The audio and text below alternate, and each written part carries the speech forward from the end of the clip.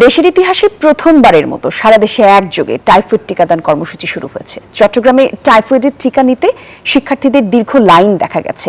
আর জেলায় 16,32,041 জন শিশুকে টাইফয়েড টিকা প্রদানের লক্ষ্যমাত্রা নির্ধারণ করেছে স্বাস্থ্য অধিদপ্তর। উদ্বোধন করেন ধর্মোপদেষ্টা ও সিটি মেয়র। রতন দাসের ছবিতে চট্টগ্রাম থেকে নয়ন বড়ুয়া জয়ের রিপোর্টে বিস্তারিত থাকছে। সারা দেশের মতো চট্টগ্রামেও রোববার থেকে দেয়া হচ্ছে শিশুদের টাইফয়েড প্রতিষেধক টিকা।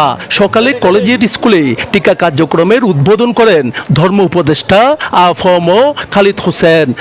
পার্শ্ব প্রতিক্রিয়া সম্পর্কে চিকিৎসকরা যে মন্তব্য করেছেন, এটা বড় ধরনের কোনো পার্শ্ব প্রতিক্রিয়া নাই। হয়তো একটু ব্যথা হয়, গায়ে একটু জ্বর আসে।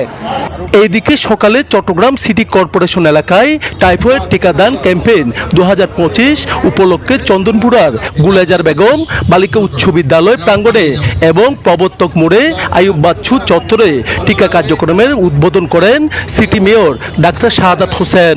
এই টিকাটি অত্যন্ত গুরুত্বপূর্ণ, কারণ টাইফয়েড এমন একটি রোগ, এটা অত্যন্ত ভোগায় এবং বিভিন্ন ধরনের পার্শ্ব প্রতিক্রিয়া হয়ে যায়। টাইফয়েড যারা ভুগেছে এবং অনেকেই আমাদের মধ্যে আমরা যারা টাইফয়েডে ভুগেছিলাম, অনেকেরই কিন্তু বিভিন্ন অ্যাডভার্স রিঅ্যাকশন হয়ে যায়। টাইফয়েড কেবল স্কুল পড়ুয়া নয়, স্কুল বহির্ভূত শিশুদেরও হতে পারে।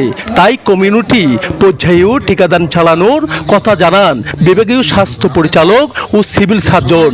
চট্টগ্রাম জেলা পটিয়ার মধ্যে আজকে আমরা অননম্বর অনুষ্ঠানের মাধ্যমে আমরা শুরু করেছি। আজকে আশা করি চট্টগ্রাম জেলায় সকল শিশু টিকার আওতায় চলে আসবে। কোনো টিকার আমাদের ঘাটতি নেই, কোনো শিশুকেও আমরা টিকা থেকে বঞ্চিত করব না। সহজে টাইফয়েডের টিকা পেয়ে খুশি শিক্ষার্থীরা।